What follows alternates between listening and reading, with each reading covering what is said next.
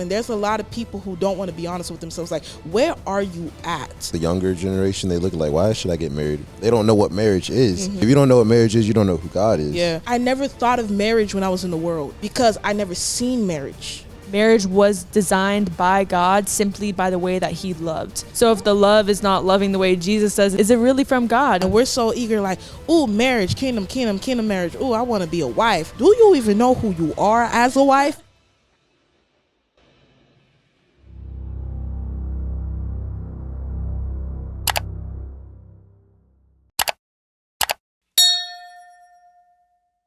Hi guys, welcome back to the podcast. You're with Father's Joy. I'm Abigail. And I'm Jacoby. And today we have a special guest. Hi. I gotta be weird, but hi. Fair enough. So tell us your name. My name is Ki Alexis. Ki Alexis, can you tell us, we want to get to know you. Can you tell us your testimony, how you came to know God, why you're here today? Well, my name is Ki Alexis. A little bit of my testimony: born and raised Miami, Florida, raised in a Caribbean Christian household. It was very religious. So all I heard growing up was a lot of religious statements. If you do this, you're going to hell. God will be upset. Anger, wrath. And so I never had people to speak life into me or encourage me on the truth of who Jesus is in the relationship.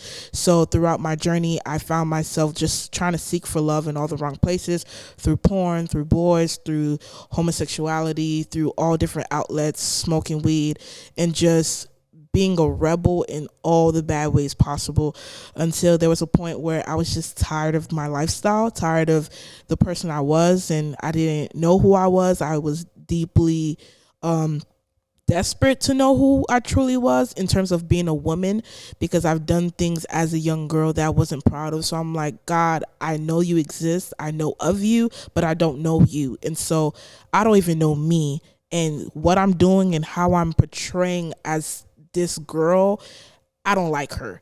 And you the only person that knows how to like even recreate me or make me a better woman and a better person.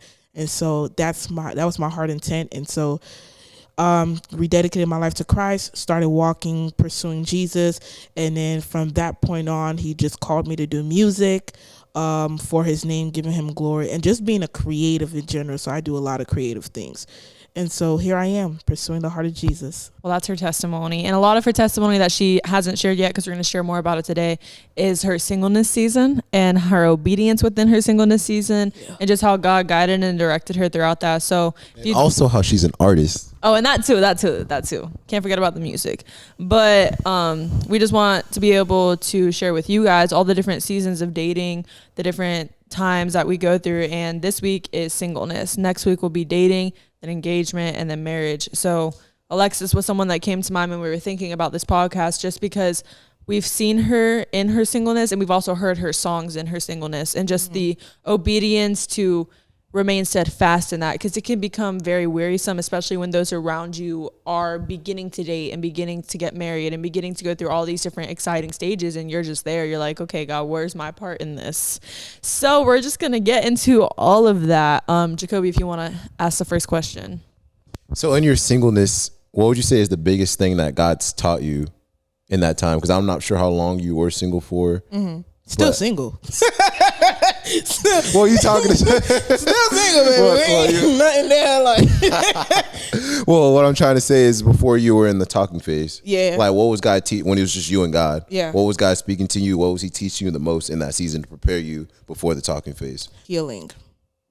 Patience and healing. Those are intertwined, because the only way to truly heal is to have patience. Patience with yourself, importantly. So God was teaching me patience with myself, not only patience of the promise, because I didn't know I would even get into a relationship, in terms of, I didn't know if I would be one of those people where God would be like, yeah, you're going to get married. It wasn't until like literally in the beginning of my rededication journey with Christ, like this was the year of 2020. I just started having these dreams. And I wasn't understanding these dreams, but they were more relationship based. And it was like the first dream I could even remember having was in the beginning, January of 2020, where it's like it was showing me that I was entering a class. And then it was like I was in the back of the line, and then I was being pushed towards the front. And I wasn't understanding the dream, and it was like preparing me for something. And towards the end of the dream, it had something to do with love. And then it wasn't until like I started receiving more and more dreams, and then God started to send people in terms of like marriage. And I'm like, oh, me? I'm like, okay, like you choosing me? And of course, granted, we're going to continue down the line with me sharing it, but no one also teaches you, like when I'm talking about patience, no one teaches that when God speaks to you, there's an on-time word, and there's a word where it's like, it's not yet. And so when in that, I was still immature in my like relationship with God, like with my spirituality in the sense of my faith walk, that when I heard that, I was going to get married, I'm over here thinking, in 2 months time, the man of God is going to come at my door. Like something. No, he ain't came. And I was chasing it, and I started making it into an idol. And it was like, my whole journey was like, he gave me the word, he gave me the encouragement, like I have someone for you, like you will get married, the desire of your heart is not just for fluff. I gifted you that, but there's a lot of more things we got to get through before you even know him and he even knows you. So it was a lot of patience and healing. Yeah, that's a great answer. I feel like that's something that Jacoby and I experienced too. We both had to have patience within all of that. And I like how you said not just patience in the promise. It's like patience in yourself. Mm-hmm. Because a lot of times we're patient expecting for the promise to come, but God's like, no, I want to do the work in you first. Mm-hmm. So you have to be patient and allow yourself to grow. Mm-hmm. And then the promise will come to full fruition, because now you're at a place in a state where God can launch you into that next season. Because if you aren't the full character that he wants you to be before you enter into that, now you're bringing baggage into a relationship that God wanted to clear out. Exactly. And God wanted to heal. And that's exactly what happened with us. Like our relationship, we met each other, and then God was like, hold up. Mm-hmm. And it was a healing process for like 8 or 9 months. I went through inner healing and deliverance. He did his own healing on his own. And it wasn't that we were just so patient with waiting for each other, but we were patient in knowing that we individually had to grow before he could lead me, and I could even submit to him because of his leadership. Mm-hmm. And then also allowing myself to heal from like past relationships, and not just like relationships that are boys, but like relationships that are friends, that are family. Like you have to clear that junk out before you move forward. That's the patience, what I mean entirely. Like patience with yourself is patience with everything that comes with who you are, past, present, and who God is preparing you to be. Yeah. And we're so eager, like, ooh, marriage, kingdom marriage. Ooh, I want to be a wife. Do you even know who you are as a wife? Yeah. Like if you were to walk into being a wife, you'll be the most horrible wife possible. What type of wife do you want to be? The one on top of the hill that it says like the man like separates from, and the nagging wife? Or do you want to be a wife that's like the man, like he can't wait, like he's with his boys, that he's like, all right, boy, I want to be with my wife. Like how it says in Proverbs 31, like he praises his wife and he respects his wife. Yeah. And you have to be at a point where he can even respect you and love you and praise you. I'm trying to be somebody's peace, not somebody's problem.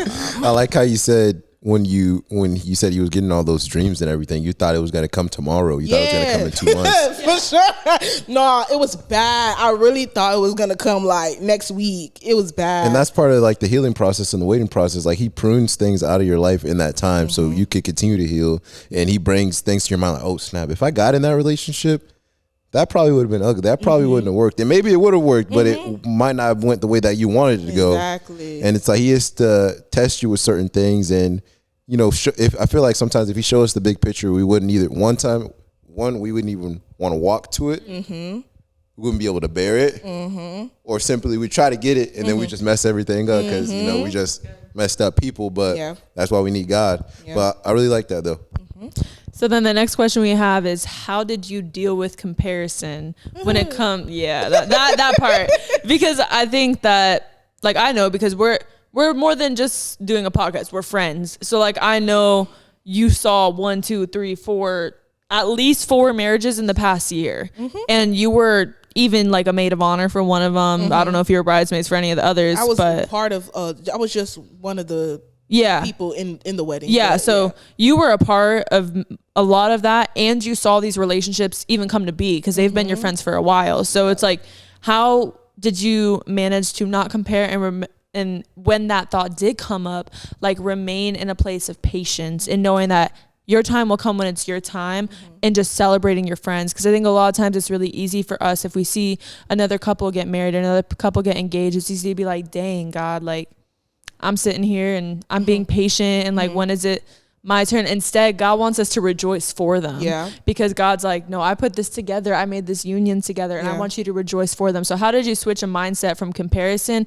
to rejoicing for them? Yeah, I'm not even going to over spiritualize this answer because people tend to do that. I'm going to speak it like from the real, because this is a real podcast and we are real people with real life problems, and people think being believers, you're not real. Facts. And so you think you so got to true. like over spiritualize everything. Like, I'm not over spiritualizing. I could get spiritual, but Jesus was real too while he was speaking the truth of God, you know what I'm saying? Which is the spiritual kingdom stuff of God, you know what I'm saying? So that aside, for me to not compare it, it was like, it wasn't easy. It was very hard, but I had to be honest with myself. And there's a lot of people who don't want to be honest with themselves. Like, where are you at?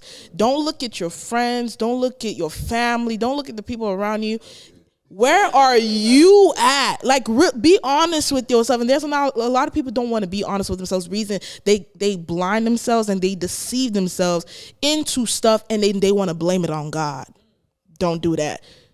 Don't be blaming stuff on God when God didn't even put you in a situation or put you in a certain mindset. You know, because the thing is, for me, I had to be honest with where I was and who I am. And I was like, if God was to bring me somewhere right now, would I put them above God? Yes. Why? Because I'm so desperate for love. Why am I desperate for love? Because I didn't have it, or so many people hurt me in the past, and because of my own personal trauma with family and men hurting me and degrading me, that it's like I was so desperate for love. That's all I was seeking. That it was like, if you are someone from my, like how my lifestyle was a little bit, where all you people done was hurt you and abused you and, you know, sexually assault or verbally abuse you, that it's like, not you dead, you're so fragile, so sensitive, that you want love so much that you just start accepting anything that tries to show you love. You settle and you think it's love, but it's not really love. You know what I'm saying? So for me, that to not compare, I had to truly be honest with where I'm at. And when I was truly honest, I'm like, Alexis, you're not ready. Yes, the desire is burning, and it's a good desire, but don't allow your desire to burn you into something that you get deeply burned, that it leaves you wounded with scars. And I'm like, you already went through scars. You already went through wounds. You don't want another one to add to yourself. And for me, it was like the comparison thing, like, of course, being honest with myself, but allowing God to like be my love, you know? And so he had to be love for me. That's like my gist of my testimony. He came to me as love. He introduced himself to me as love, and he reintroduced himself to me as love because I already knew of him. So he's like, hey, my name's Agape. And then in that journey, I started learning about love. And in that, he started speaking to me about love. Like 1 Corinthians 13, he started telling me that love is patient, it's kind. I was reading that, and he told me 3 things while reading that verse. He said, first, this is who I am. Second, this is how your husband will be. And 3, this is how you should be, not only to others, but especially to yourself. And that's how I started to learn, literally. And I was like, when you read love is patient, I was like, Alexis, are you patient with yourself? Love is kind. Are you kind with yourself? Like, stop saying you ugly. Stop saying you unworthy. Stop putting word curses over yourself. Most times it's not even people cursing us, it's our own selves. And so it's like, of course, I like the comparison thing is like, they're probably at that place where it's like they have all the self-worth that they have, when you're still struggling with your own self-worth, you're not ready for that. And there's some people, they're not ready for that. And for me, the comparison thing, I had to rejoice with my friends. Like, why? And I think that's why it came to the opportune time that it came to, now that I have this amazing man of God. I had to do that. Amazing man of God that I'm now like building with.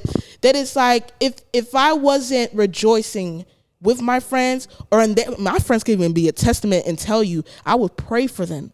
Even in the situations when they were just talking or just dating and boyfriend, girlfriend, I would pray for them, heavily pray for them. When they got engaged, pray for them. In the midst of their marriage, pray for them. Being what they need. I'm being part of their marriage. I'm not being against. And if you are a friend, you got to check your heart. Check your heart posture.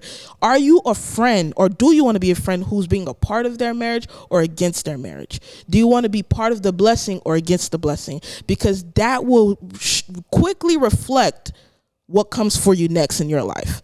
Because if you're connected to people around you, whatever connect, you heard that saying where it's like, when God is blessing your neighbor, he's in the neighborhood. That's what kept me in a joyful posture, because it's like I saw all my friends getting blessed, getting together and all that. I'm like, I know my time is coming, but remain patient.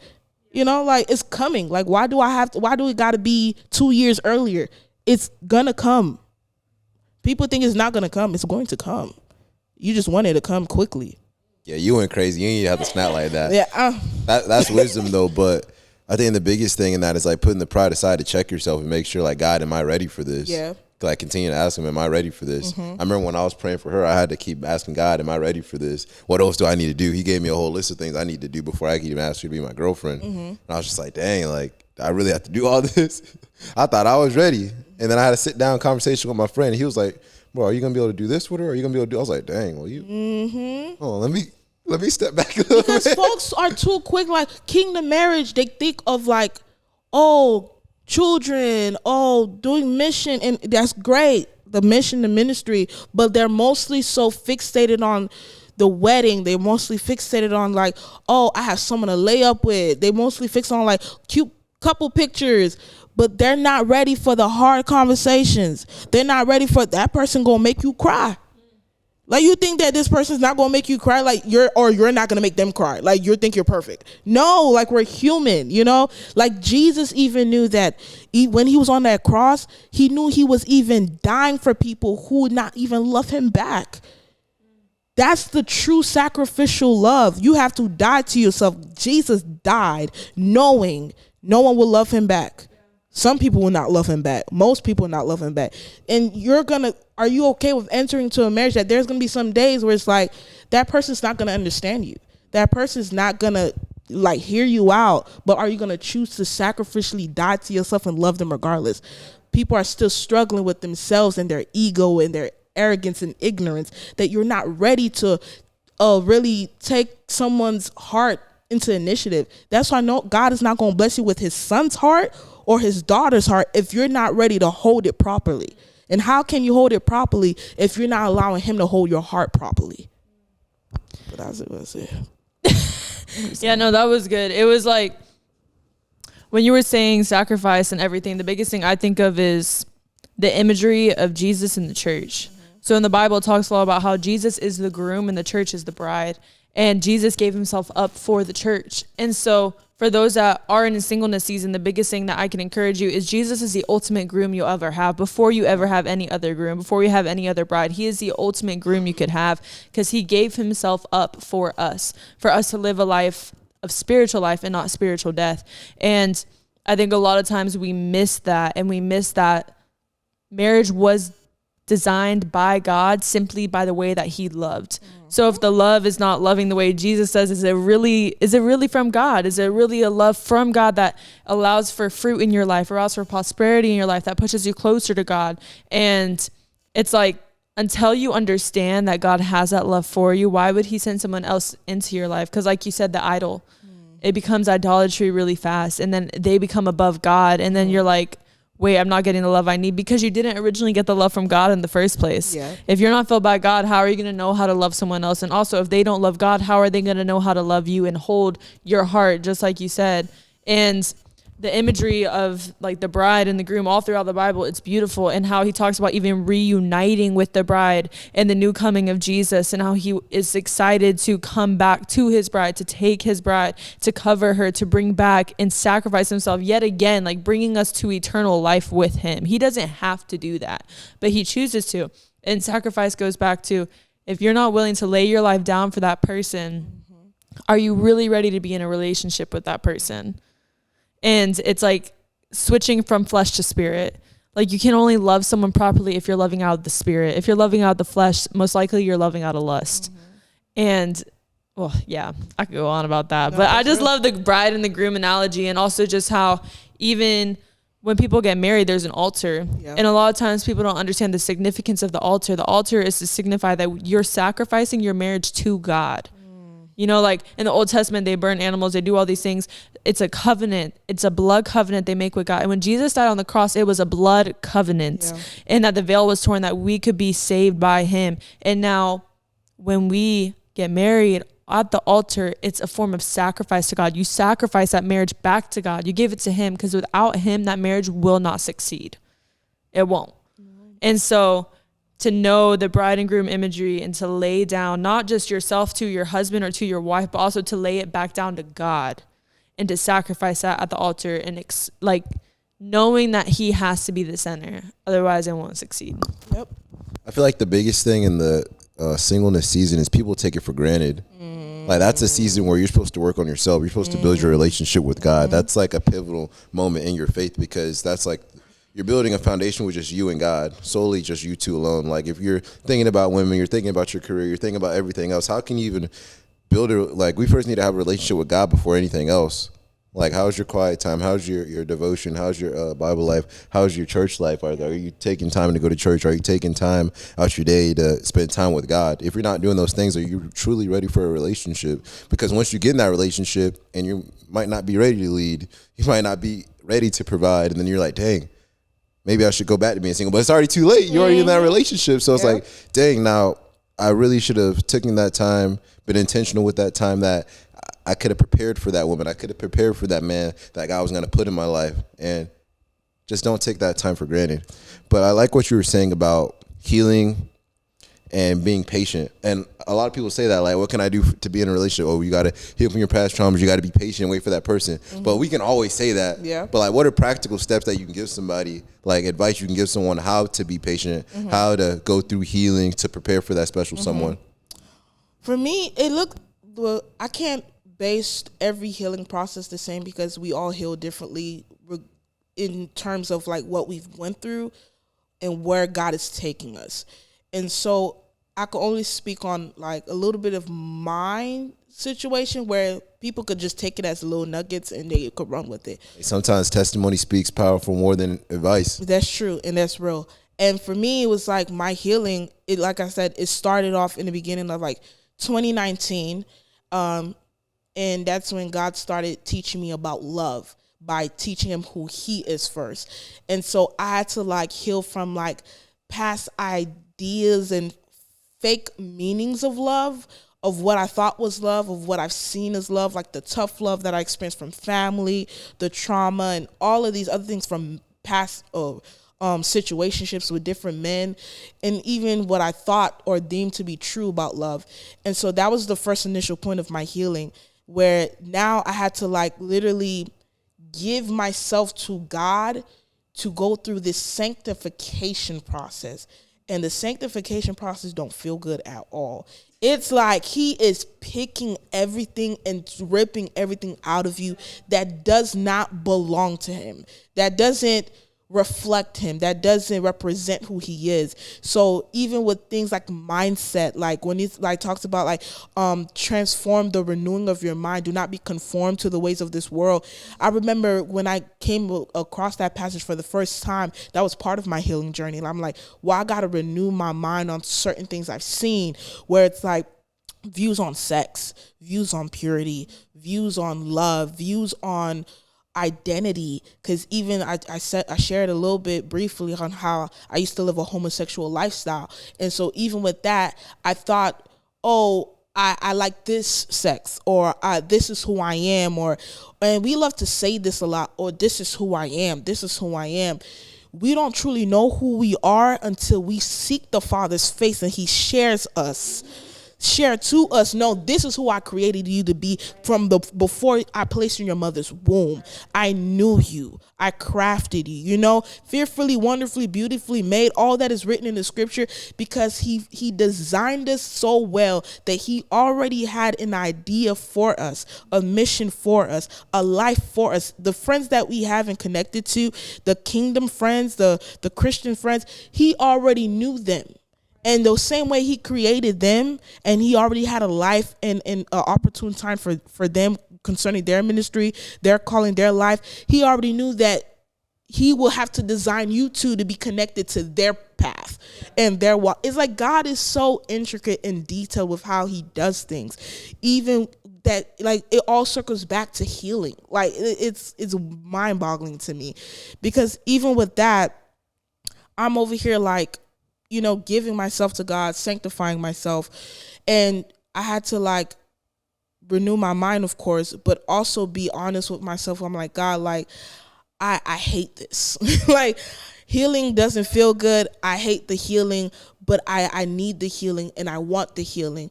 And healing, it could take some months. Healings could take years. And I'm still healing. And I said I started my healing journey at 2019. So we're in 2024. That's years. That's like probably 5 years now of healing. And what I could also share is like, just know that it's not an overnight thing. God could choose for it to be overnight. But if he just choose everything to be a quick fix, we wouldn't learn or appreciate where he brought us from into where we're going. And we wouldn't appreciate our singleness, our time. Because in a way that is so sacred that it's like, we're not going to just let anybody just walk up in our life and be like, oh yeah, let me take you on a date. Oh yeah, let me do this. Oh yeah, let me just be your girl or be your guy and whatever. And just like, no, like I value myself so much because I've healed. I know my worth. I know I love me, because in the healing, I learned to love me. I learned to appreciate me. I learned to like me. You got to learn to like yourself in the singleness. There's moments where it's like you're so eager to be with someone so they could tell you how much they like you. Do you like you?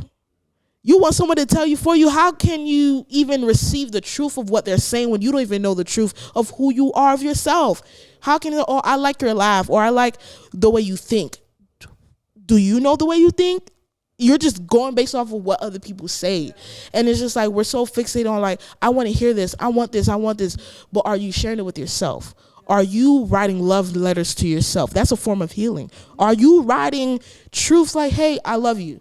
Hey, I'm sorry that you went through this. Hey, self, like, write your name down. Speak to yourself. Take yourself out on dates. I would take myself out on dates. I would do like reading time, personal time with myself. And it's a form of healing. I would write songs. That was my form of healing. That was my form, like anything creative for me, that was my form of healing. Going to church, talking to different people who are wiser beyond my years, and they've been through things, and they're married and all of this stuff. I went to them. I talked to them. I would listen to podcasts and search up different podcasts. Of course, praying and asking God to lead me to because you don't want to be that person with itchy ears and just listen to everything. Because I used to be that person too, and then that's what it will also deceive me. You know what I'm saying? It would deceive me in the sense of like, oh, kingdom marriage, ooh, this, that, and third. And it's like, God's like, no, like, I already said this was to come. Don't be so quick ahead of yourself to bring this to pass on your own strength. Then now you're being your own God. It's like, heal, give yourself to me as a living sacrifice. Let me do the work in you. Let me prune you. Let me reshape you and remodel you so you can be, so first you can like the person you like. And then you'll know if someone else truly likes you because you like yourself well enough to know, like, I know I'm a likable person. I love me too. What's up? Yeah. Right, That's what it is. Like, I don't like, even with the guy I'm talking to, is like, he'll tell me some things that he like about myself, and I'm like, I love to hear it, because one of my love languages is the words of affirmation. But as well as like, I know these things already because I like it about myself too. I've worked on it. I've healed. I've gave these things to God that it wasn't likable before. I've worked these things out. I've shed these things out. I cried these things out. I worship these things out. I praise these things out. Everything. You know what I'm saying? So healing just looks different for everyone, but healing goes through stages of, firstly, just offering yourself up to God daily. Daily, your mind, your thoughts, the way you think, the way you feel, you offer it up to God, and you have a personal dialogue. I will have therapy sessions with God because I couldn't afford therapy. So like financially, I couldn't afford it. So I would literally have deep conversations with God, and God would tell me about myself. And you got to be open and willing to hear God tell you about yourself. Don't just be like, and ignore it. No, you want to heal. You want to be prepared for this marriage and this person. Hear the tough stuff that God has to tell you. You're not good. You're selfish, Alexis. You need to check yourself. Like, ooh, I'm selfish. Ugh, okay? Like, take it as constructive criticism from God. Take it and seek the Holy Spirit on how to, like, okay, God, because you know this so well about myself, how do I work this thing out? Help me. And then he'll help you. You just got to seek the Father, because he knows all things better than we know ourselves. Yeah, wow, she's spitting for real. So like, going off what you were saying, I think like the biggest thing that I'm getting is, this is like what you did in your singleness, right? So was there any a time like in your singleness where you weren't with God? Yeah, like in the world versus with God. In my singleness? Of course, it would have to be before my rededication. Yeah, before your rededication. So then how would you say, like, then and the way you felt then versus now? So like single in the world versus single with God. Two very different opposite ends of the spectrum. I was ghetto. I was in Miami. Ghetto. I was no, literally, I was thinking like, Lord, should I say this word? But no, I was giving out cheeks. Hey, I like you. You cute. I want to use your thing so we could be a puzzle piece right now. I wanted sex, and that's the word for it. I wanted sex. I wanted to feed my flesh. I never thought of marriage when I was in the world, because I never seen marriage. And that's the thing. Like, of course, I knew a few people here and there in my past church, in the church I grew up. There were married people, but those were like old folks, But it wasn't like I seen the younger generation around me speaking on being married, speaking on wanting to save themselves from marriage. I didn't hear it. I didn't see it. And so for me, and of course my mother wasn't married. Of course now she is now, but it's like, growing up, I was born into a lifestyle where I didn't see marriage at all. I didn't see my father in the household. So I had no one to teach me the truth on what it truly is to live in a life where it's like a man loves a woman and a woman loves a man in holy matrimony. I didn't witness it, didn't see it, didn't even know that was a thing.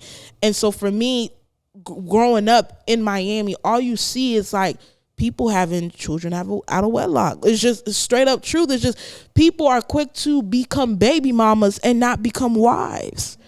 And I've been seeing it, and it was scary to see. And I'm like, but deep in my heart, it was like I knew I wanted different, but I was so caught up in my being the product of my environment that I'm super grateful that God pulled me out of my environment, because I truly believe I probably would have been one of those. And this is no diss to anyone who has children out of marriage, but it's like, that's not something I want, and that's not something that God truly wants for his people too, because he doesn't want his daughters living a life where it's like you got to be both the man and woman when that wasn't your role to begin with. Your role was to be a submissive, feminine, soft wife, and of course the man's role was to be the provider and the sustainer, so there's a specific reason why God allows it to be the way that it is, because he knows that one person can't do it by themselves with a child.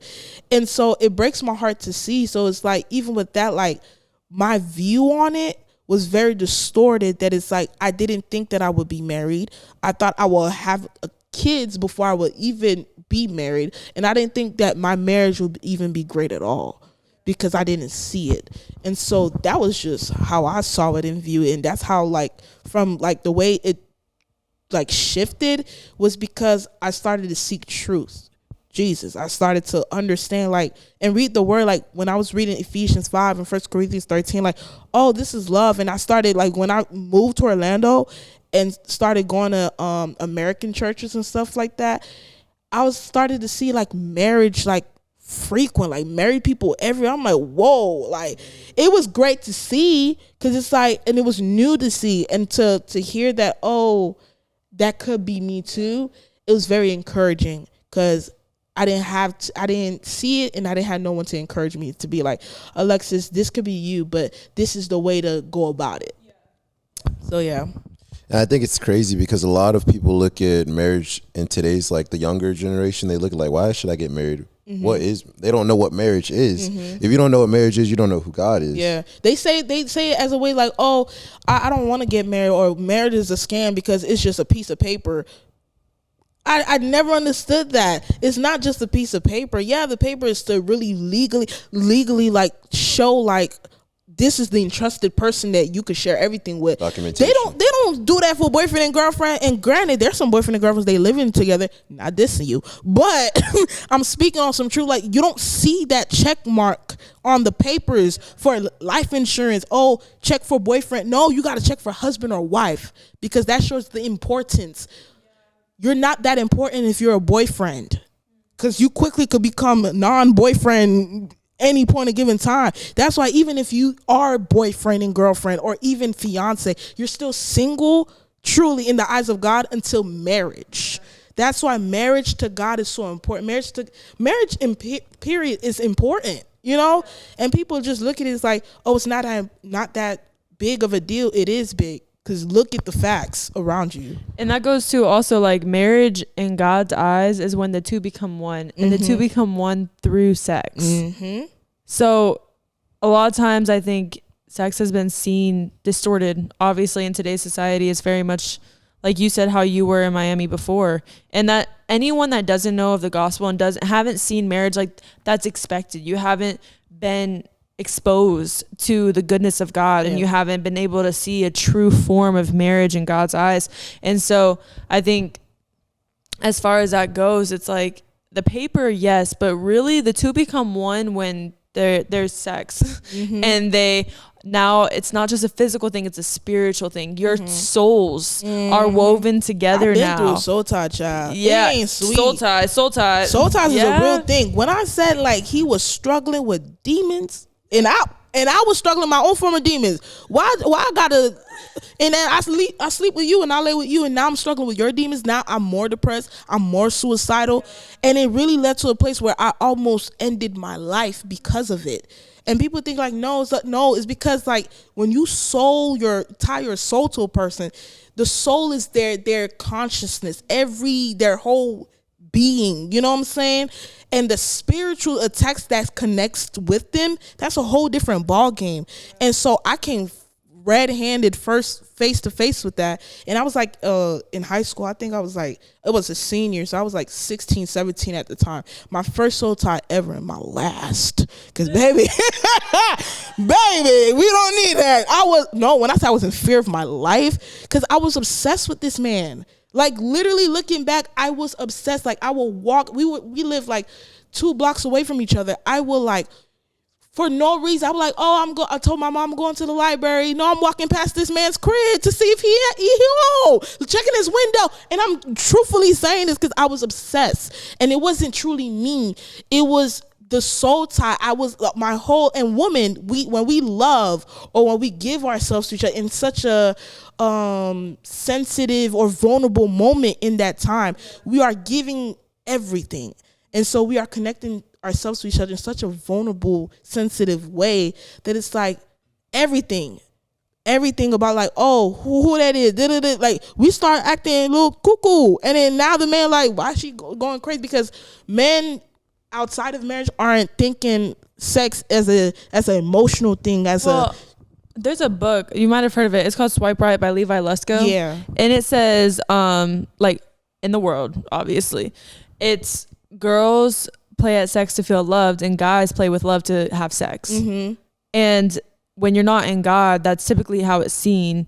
For guys, it's more of a physical thing. For girls, it's more of, I want affirmation and love. Yeah. And that's why it becomes so distorted, because then, like you're saying, the girl will latch onto it. And the reason they latch on is because of that soul tie. And the guy's like, I'm done, I'm dealt with, I'm going over. Yeah. Like, I'm done. Yeah. And it's just like, we don't even realize it until we take a step back and you're like, oh, shoot.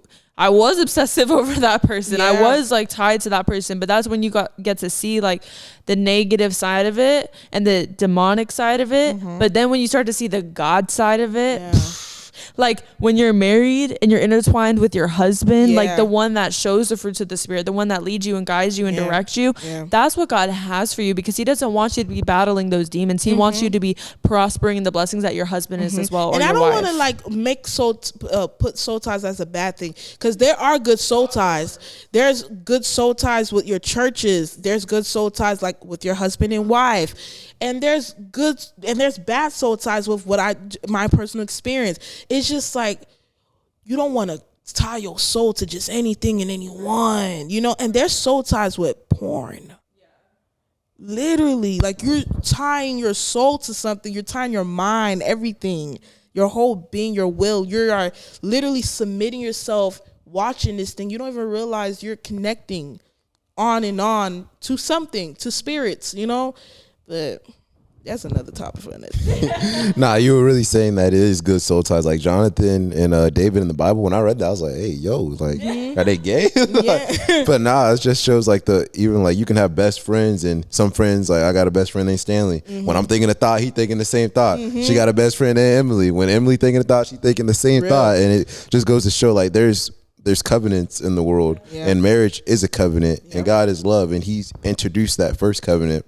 So I think that was amazing what you said. You've been spitting this whole podcast. I want to transition it into now, since you're in that season preparing for your husband after, you know, still going through healing. And I like also what you said, healing is not a one-time thing. That's the whole process. Ongoing. You always gonna go through rest healing. Of your life. You're gonna go through healing through in middle school and high school, through your first breakup, after while you're going into another relationship. Obviously, you don't want to carry that baggage, but you're gonna be delusional to think that you're never gonna be healing. So I like that you said that. But now that since you're transitioning into the season of the talking phase and to get into a relationship and heading towards marriage, how would you say, what are qualities that you didn't want to like push over and say, okay, I'm gonna be tolerant in what he has and what he's doing and his qualities? Like, what was something that you're not settling for? This is like, I don't want to say it's cliche, but you should never settle for we should never settle, period, in terms of like their walk with Christ. But I know for me, how it looked like for me, there was a specific type of man that I know I wanted in terms of his spiritual walk. I didn't want, because I know the type of woman I am. And there's what's so amazing about it, there's multiple people around me who would tell me, Alexis, you're not just any type of woman, and you don't have any type of a calling on your life. That means God can't pair you with just any type of man. And God even told me the same thing on a personal level on my quiet time with him. And so I knew that I couldn't just settle for any guy who just read the Bible. Anyone could read the Bible. I couldn't just settle for a guy who just go to church. Any guy could go to church. I couldn't settle for a guy who just prayed. Any guy could pray. I needed, no, real talk, anybody could do that. But I needed you to like have some form of wisdom. I told God, I'm like, God, I want this man to have some form of character. He has to have some stability of character. Like he gotta have character. Like he gotta like know stuff that like when I talk, I could learn from him. That is like he's wise beyond his years types of. I'm not talking about like he start talking and I don't know what the heck he's talking about. You know what I'm saying? Where it's just like everything's just theology after theology. I don't need that in my life. Like EJ's like thou shalt. Yeah, Dad, keep him over there, Jesus. There's somebody for him. You got her for him. You know what I'm like? But for me, I knew I wanted someone in terms of like who had character, wise beyond their years. That was something that was very firm to me. And then another thing that I also share with God, which is one of the things I even prayed and asked for, I'm like, I want everyone else around us, like before it even comes for me to consider him, I want people to even talk about his character.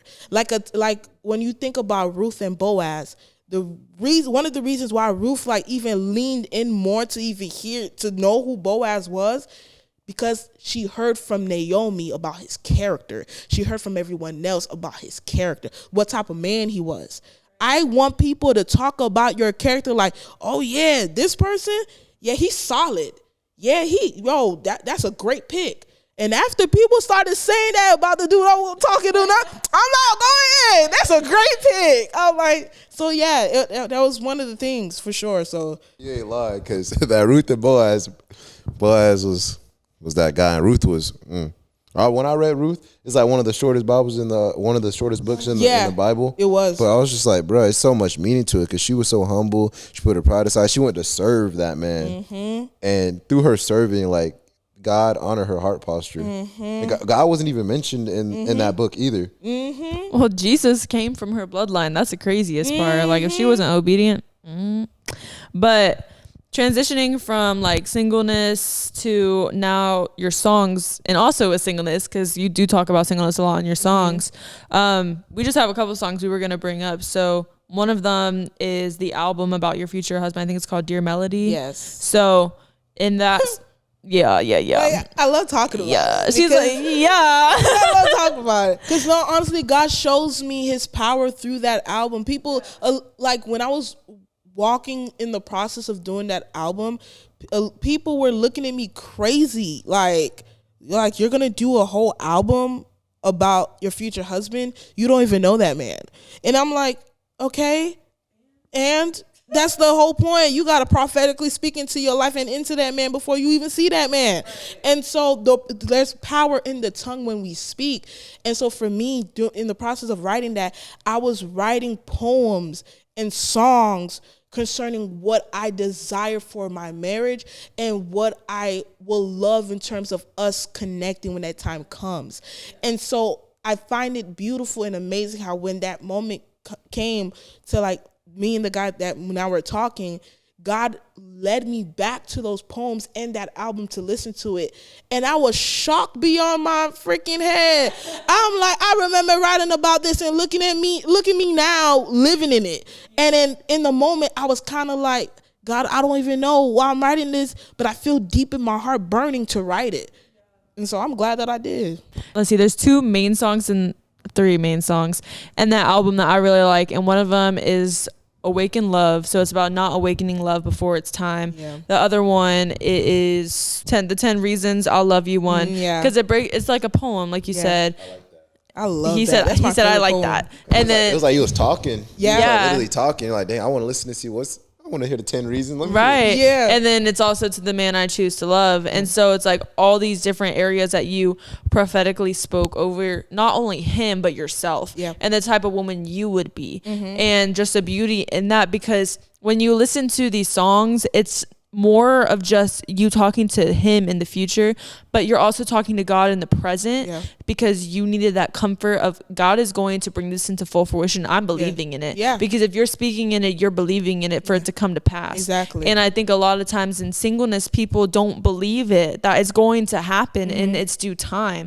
Like sometimes when I was praying for him, I was like, God, I'm still praying. And I was like, I'm here. Yeah. But it came to pass, and it's because you have to actually believe that the words that you speak have power. Exactly. And also, like you said, reflecting back, that's one of the biggest things we can do, have a heart of remembrance. Because if you don't have a heart of remembrance, you're going to go back to complaining just like the Israelites over and over throughout Exodus. And God wants you to have that heart of remembrance, where you were in the wilderness, where you were seeking God, where you were like, God, how can I be that wife for when that man does come? I am ready. Yeah. Because if not, you want a husband, but you ain't a wife material, or you want a wife, but you ain't a husband material. Exactly. And even in the writing process of that, I was speaking it to myself, and like you said, also speaking it to him, but I was speaking it to over over my future husband in the sense of like, you know where he's at currently in this moment, that you are the only one that could like turn his life around. You could, the only one that could heal him. Because I was conscious to know in the moment when I was writing those poems, I had this like deep awareness, like that I believe God given me, that it's like he's going through some stuff and he needs your words right now. That's why it's important to pray for your husband even if you don't know who that person is. Pray for your wife even if you don't know who that person is, because God is heeding into those prayers, because he knows us before, he knows us way more than we know ourselves, and he knows our spouse way more in that way as well. And so he knows where that person is, that our prayer has power, that it could shift a room. It, like, we may not see in a physical realm, but we don't live in physical realm things. We live in a spiritual, in the word it says like we don't wrestle with flesh and blood, but with this principalities and the spiritual things in the high places. So if I speak a word and utter a word into the spirit, it's already working and in motion. You know what I'm saying? That's why you got to pray and pray and pray and believe and have faith. Faith that's small as a mustard seed. But if you have faith, you good, bro. Like, but if you have no faith at all, then your prayer just gonna be just fluff in the air. And then you're gonna wonder like, why isn't it? Because do you believe in the one who you praise and lift praises to? Do you believe in the one who's actively moving this earth and walking this earth? Do you believe that he's the God of your life and your savior and your friend? Do you believe that? And you got to believe that he's also that for that person as well, wherever they may be, and he's actively moving. So yeah, I was praying, and here we are now. So good. I hope y'all taking notes, because this woman is speaking knowledge, speaking wisdom. So we appreciate you for sharing. But we're going to go ahead and wrap up. Lastly, before we wrap up, I just want to ask you, for our viewers here that are tuned in and watch this far, what can be some advice that you can give to someone in their singleness season, moving forward on looking for that man of God or that woman of God, how to prepare themselves? Heal. I just spoke about this a lot. Heal. Allow God to help you become one, the person you need to be for himself first, and secondly, for you, and lastly, for the other people around you. Because if you focus more on being who God needs you to be for him, and serving him and honoring him through all that you are, all that you think, all that you move, all that you say, it all connects down to the people connected to you, which is yourself and everyone else as family, friends, and that person that you desire to be with.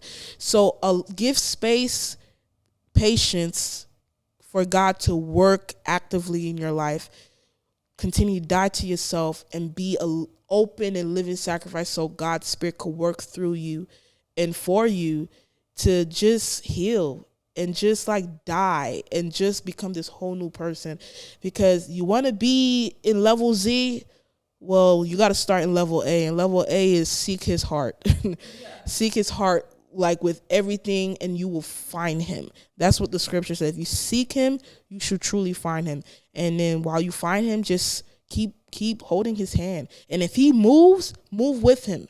Don't stay in one place, because healing, there's going to be different levels of healing. And it's like, okay, you're done with this. Now we're going to shift you over. God's going to shift you different places to different people. You're not always going to remain in the same spot. You have to be willing to move where he's moving, because you never know where he's moving you to. Could be connected to to that one person that's connected to that other person, to the other person that got your spouse.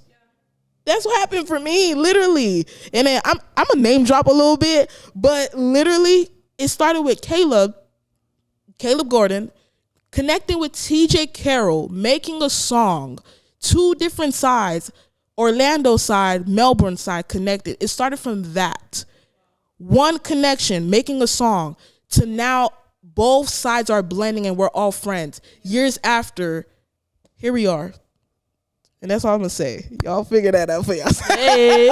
But no, it really starts like that. It starts with a connection. So yeah, you don't just diss off whoever. Connect with people. Open your heart out with connections with people, because you don't know, that's going to be a sister in Christ, a longtime friend, brother in Christ, longtime friend, that connects back to Caleb connected everyone because I connected with him, and that's how I connected to you. You man, and we're here. And we're here. And I love it. Shout out to our friends. Shout out to our friends. Which, speaking of our friends, exactly, we will be having Kenny Rivers and Leilani Rivers on next week on the dating episode. We're super excited to hear from them. They're just great. We love them. They're great. I'm not gonna be here, but I'm gonna watch it. She's like, I'm gonna watch that because Alexis watched it firsthand too. So what? She's Real life, 4K, HD. So we're excited. That's 8K. That ain't 4K. 8K real life. Stay tuned for that. So that'll be next week, and then at the end of the month, we will also be interviewing some other people that we're not going to mention yet, but they'll be on talking about marriage. But we're really excited to see how this series goes, and we hope you guys just enjoy it. If you have any questions, please do not hesitate to direct message us, and we will get back to you as soon as we can, because like that's the purpose of all this. The purpose is to have fellowship with one another, for you to grow, for us to grow through it as well. You know, like even some of the seeds she said, I'm like, dang, bro, I need to work on that. And like, you know, that's what iron sharpening iron does. It brings forth conviction and transformation and allows you to grow, and that's what we want to have with you guys, everyone that's watching, everyone that's listening. So yeah, if you just want to let them know all your handles, how to find you on everything. Yeah, I'm her, Ki Alexis, on Instagram. Ki Alexis, Ki space Alexis, on all streaming platforms. If you love a good little soulful music, because I do all of that.